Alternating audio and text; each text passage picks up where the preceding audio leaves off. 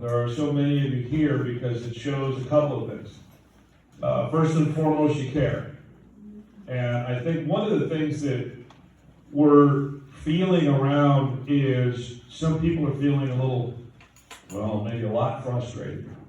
I think people are feeling a little bit hopeless, and people are feeling a little dejected, and they're seeing things deteriorate around them.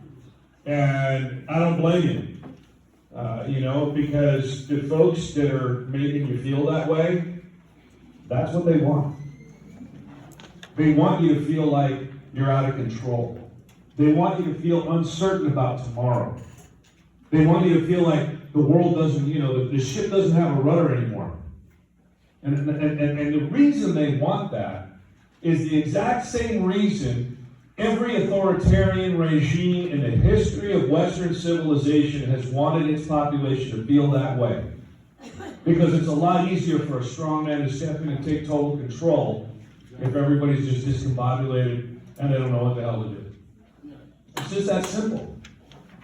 Now, I, for a long time, have said, like you've got on your signs there, as many of you have seen, protect democracy, protect the republic, protect your vote.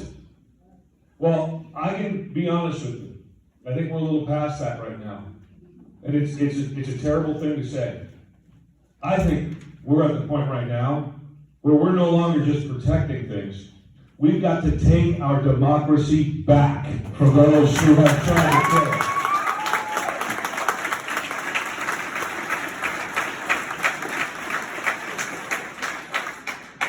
We started our traveling museum recently, we're sending it around the States, 30 stops, 2 months out there with the replica Liberty Bell from the state, between the State House and the Senate. You've seen that big Liberty Bell thing. We're sending it around the state so school kids can see it and understand what's going on. And there's a couple of principles on the inside of that trailer, on the inside of that mobile museum that are really important, that were really sort of the ethos that took this great American experiment and let it blossom during the time of the Enlightenment.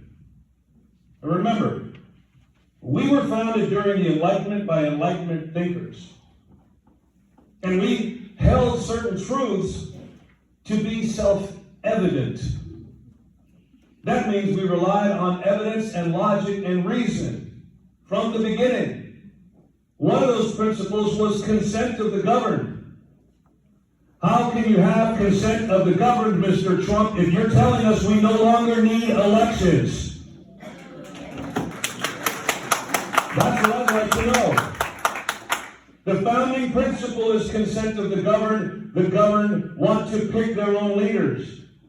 You don't get to pick for us. That's important. It's very important.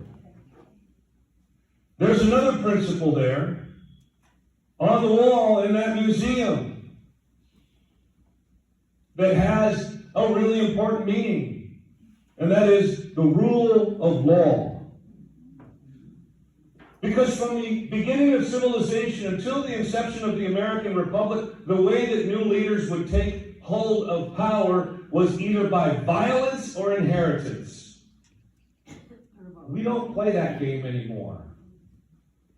Our republic took humanity beyond that notion that it was a king and his progeny or a warlord who should take and maintain control. We decided that we were going to decide.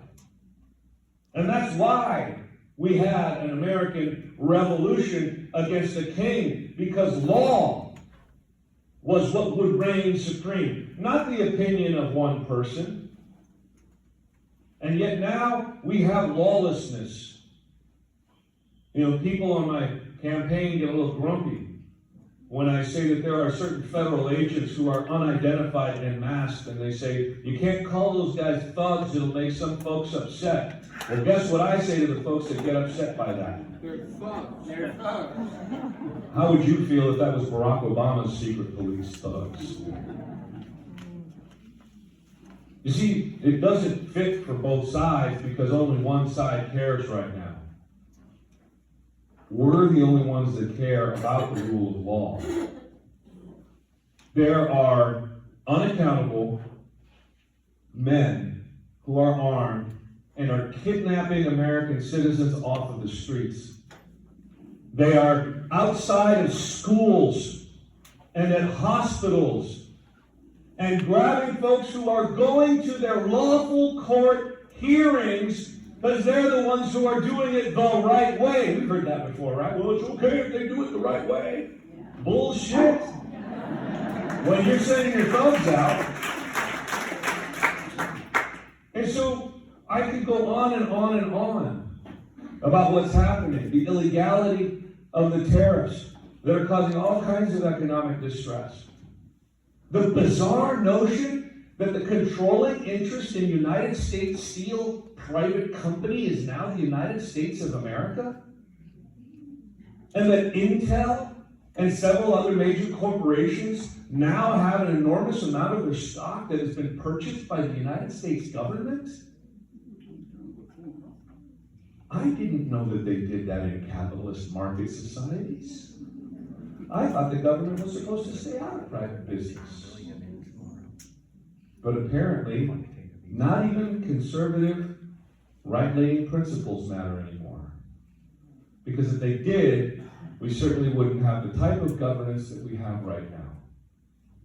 If they did, we wouldn't have an attorney general who's trying to get me to break the law to give up your personal identifying information. And if you haven't heard it before, you'll hear it now. I will not give them any of that. Under any circumstances. Not just because it breaks state law and is a felony for me to give that stuff up. Not just because it violates the Privacy Act of 1974, but because I don't want to. Tough. I don't want to. I'm not going to do what Pam Bondi said. It's tough. And you know why? You know why I don't want to give Pam Bondi what she wants? Because she won't act like a normal, rational, reasonable, educated human being when she has to testify before Congress. So tough shit, Pam. Tough shit. You want to be petulant? I can be petulant. And I'm going to have fun doing it. Because I'll tell you what, she ain't having enough fun. Don't even get me started on, I've already started, right? So, you know, we could go on and on and on and on about the complaints. We could go on and on about comparing the way we really want to preserve things. We could go on and on talking about how the reason this nation is so great is because of the diversity of ideas that we have. That is what makes us so strong. You know, you hear that phrase, diversity is our strength. I genuinely believe that. But I've always thought it can't just be the diversity of our skin tone or our religion or our national origin or our language of preference. It can't just be any of those things on the surface. It's the diversity of our ideas, and those ideas that come together in business and in law, in science, in the arts, in medicine, in higher education. The convergence of differing perspectives and ideas is what allows us to invent new things. It's what allows us as entrepreneurs to create new businesses. It's what allows us to make different new things happen. That's what makes America exceptional, is our diversity. And these guys want to cookie cutter rubber stamp our way into the future, into some white Christian nationalist, weird, boring, like, I'd be bored. I mean, I wouldn't be, there's, Nicole and I are trying to figure out where to go on our honeymoon, and North Korea's not where I want to go. Because it just sounds, not because I don't want to go, because it sounds boring. Do we really want to stifle creativity? Stifle the conversation? I mean, what was it that the Enlightenment thinkers were about? The folks who created this nation. The folks who distributed the Federalist Papers and had these brilliant conversations in writing and got together in salons and discussed things and talked about things and shared ideas, and they read. They didn't watch TikTok. Oh, that's where I get my stock tips. But I'm kidding, I don't have any stocks. work for the state. You know, we can talk about, again, a lot of these things, but for me, the most important thing is, what do we do moving forward? What do we do from here forward? And there's something that we have to be willing to do at our core. There's something hard that each of us has to do. Many of us remember some of the struggles of the past. Many of us remember some of the hard things that folks endured on the Edmund Pettus Bridge when John Lewis had his head cracked in. Some of us remember stories of the suffragists who were dragged through the streets just because they wanted a right to vote. Some of us remember the stories of the Civil War, where Americans shot Americans because some Americans wanted to own other human beings. We've suffered a lot in this country. And yet right now, even in our own streets, we see the suffering, but what have we individually done to push ourselves out of our comfort zone?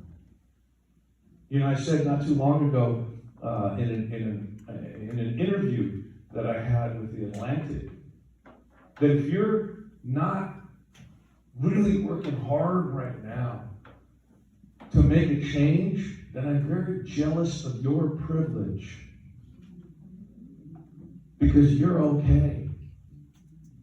Because you've got a comfortable space and a comfortable bit of money and a comfortable role in life. And no matter how bad things are for all of those other people, you're okay, so you're not doing anything. Now, the fact that you're sitting here in this room means you're doing something. So I absolve you all here of your guilt. But don't think for a minute that this is going to be nearly enough. And don't think for a minute that you shouldn't be talking to your friends and your neighbors. And ask them these questions. Ask them the hard questions about where they sit and why they feel so comfortable when small children are being traumatized in their schools, when mothers are being ripped away from their jobs and not ending up back at home. Is that fear and terror the American way? You know, when I was a kid, I was a DC Comics guy, right? And there was my favorite immigrant. Well, he was an alien, really. Okay, it was Superman. And he wasn't from here, right? Would Donald Trump deport Superman? And this is the guy with the cape for the truth and justice and the American way that generations of Americans learned from. And right now, we've got a 34-time convicted felon, probable pedophile in the White House telling us that that's not the way this is supposed to work. Lex Luthor's not running shit. We are. We have the power to make the change. And we can make the change. And we will make the change. Let me give you a little bit of an example about how that Boston Tea Party kind of a spirit rose not too long ago right here in this country. Organically out of nowhere. Not organized by anyone. It was that same revolutionary spirit that we felt back during that time. Remember the destruction of private property. I mean, they dumped a bunch of tea in the harbor. Okay. They screwed some stuff up. Right? Not too long ago, there was a ketamine-addled weirdo with a giant chainsaw running around saying he was going to cut government all over the place. And what did the American public do to respond? We went to his Tesla dealerships and spray painted them. We basically threw his Teslas into Boston Harbor, and he had to leave Washington, D.C.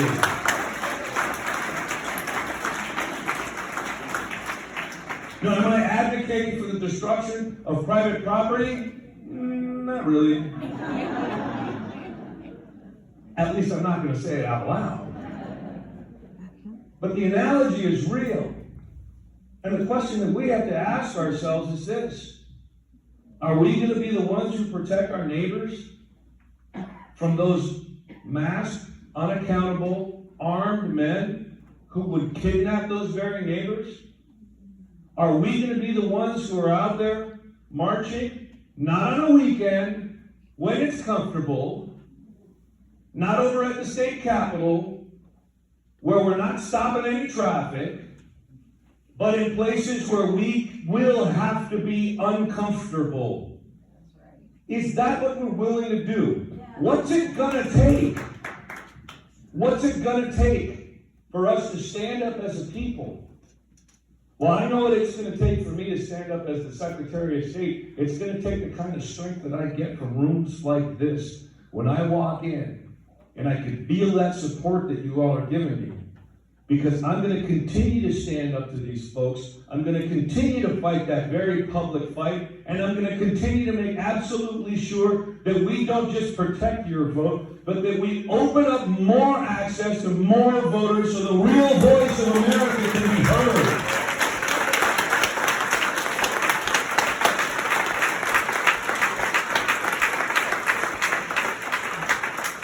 And the real voice of America, particularly here in Arizona, doesn't always go my way.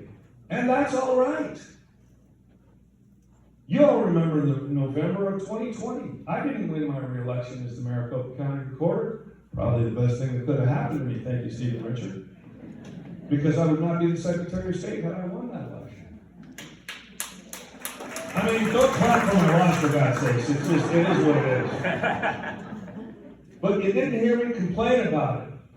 Because if there's anything I believe, and you can take this to the bank, it is that the voice of the American people is far more important than the opinion of any politician, I don't care what level. That's what's important. And the only way we can hear the true voice of the American people is to open up the franchise to all eligible voters and make sure, like we've been doing for years in Arizona, that every eligible vote is cast and counted with integrity, accountability, security, and for the benefit of the American voter. And I know you're with me on that. I know you're with me on that. And we don't always win. That's okay. But the fight is worthy.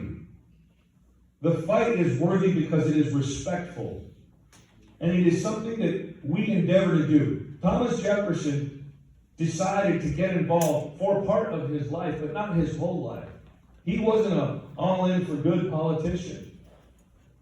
I'm not either. I didn't run for office until I was 46 the first time. It's almost 10 years, Steve. You were there at the beginning. I remember. And I'm not talking about Sluggo. I'm talking about the Eshelman version over here. You know, it's uncanny. It's amazing to me where we are right now.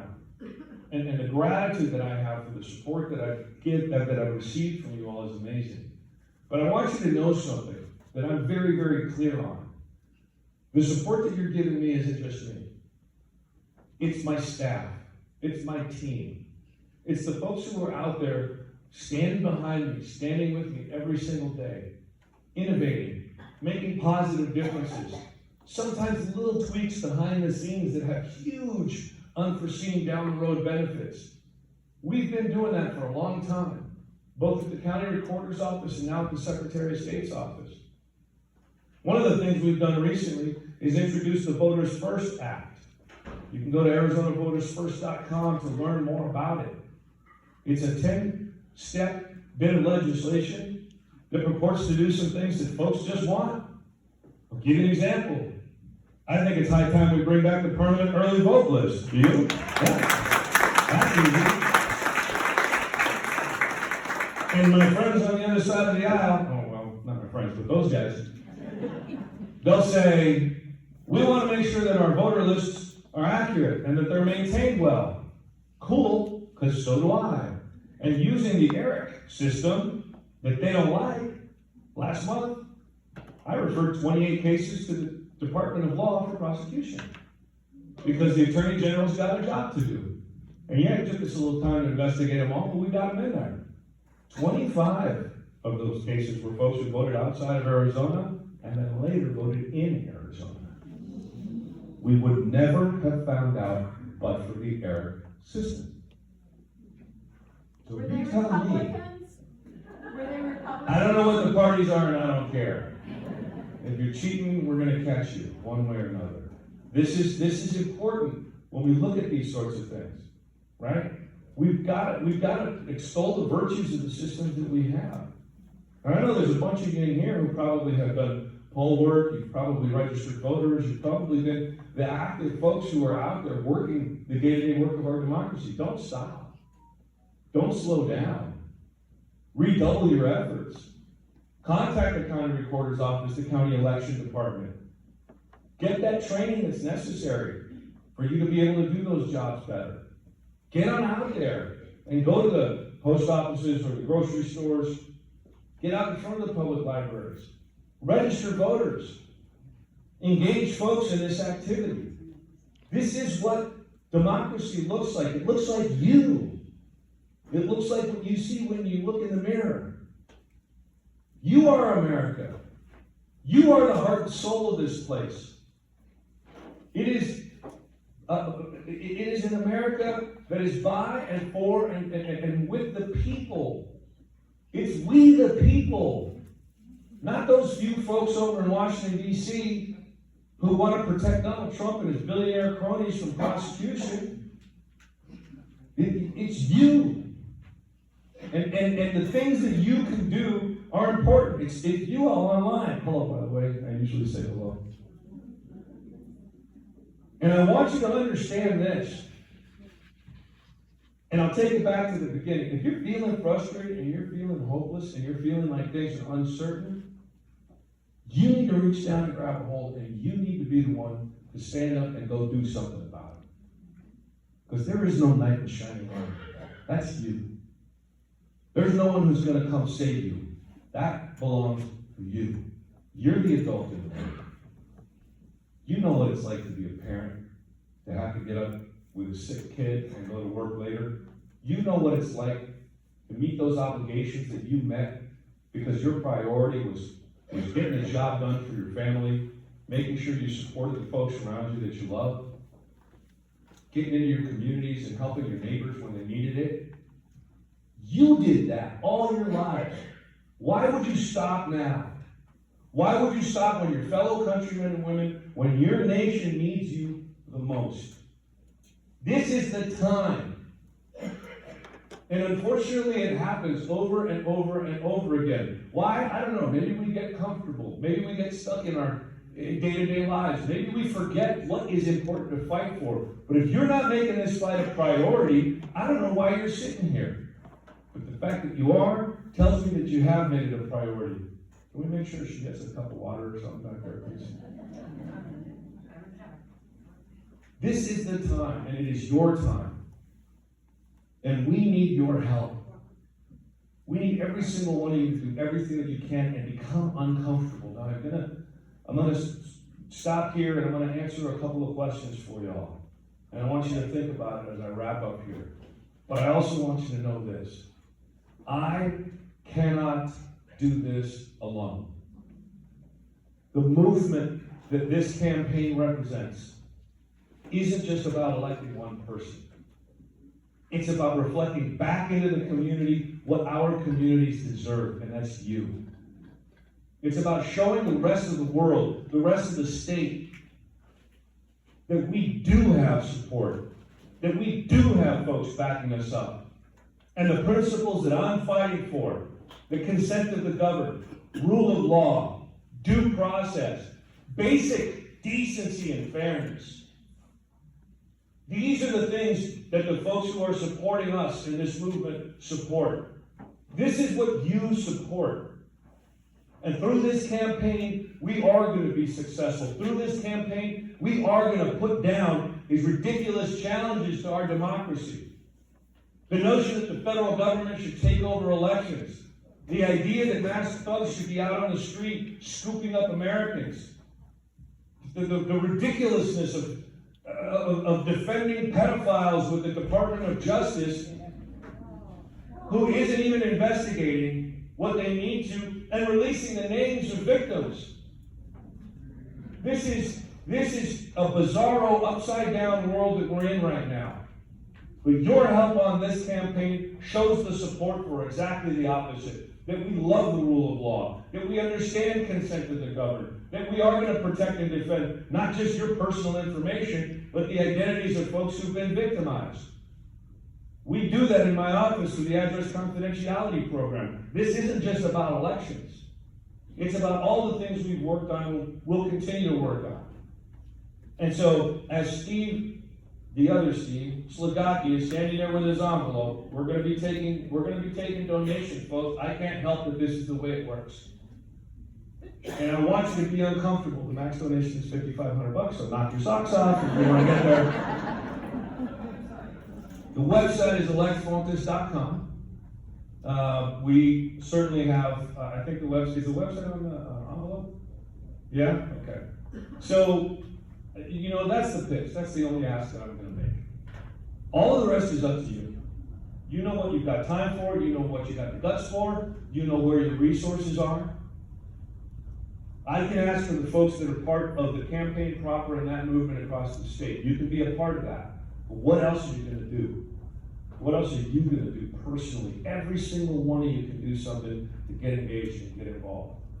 Every single one of you is valuable and important to making sure that we can not just preserve and protect our democracy and your vote, but so that we can get our democracy back from those folks who don't want us to be a free country anymore.